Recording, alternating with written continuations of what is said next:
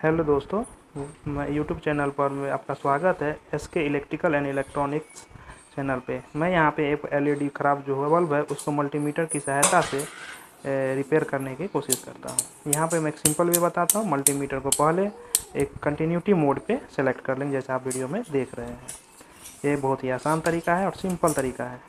जैसे मैंने ये टेस्ट किया, मीटर मल्टीमीटर वो कंटिन्यूटी मोड पे है। आपने एक बीप का साउंड सुना।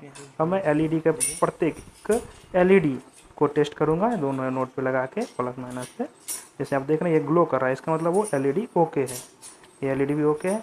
अब ये देखिए ग्लो नहीं कर रहा है, तो मैं क्या करूँगा, इस मल्टीमीटर की नोब को इंटरचेंज करके चेक करूँगा, क्योंकि पोलैरिटी चेंज की है। तो ये ग्लो है, इसका मतलब ये भी ओके है। अब मैं दूसरा एलईडी चेक कर रहा हूँ। ये भी देखिए ये एलईडी ओके है, क्योंकि ये लाइट चल गया पोलैरिटी चेंज करने के बाद ये। अब मैं फिर नेक्स्ट इसी तरह मैं चेक करता जाऊँगा प्रत्येक एलईडी को।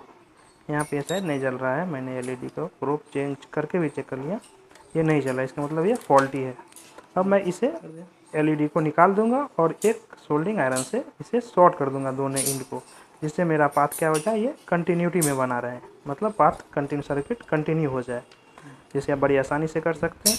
अब ये हो गया कंटिन्यू। अब मैं इसे इलेक्ट्रिकल को एक होल्डर में लगा के चेक करूँगा लाइट देके ये सही हुआ कि नहीं हुआ। तो ये लाइट चलने के बाद ये देखिए ग्लो किया, इसका मतलब ये एलईडी सही हो गया। धन्यवाद।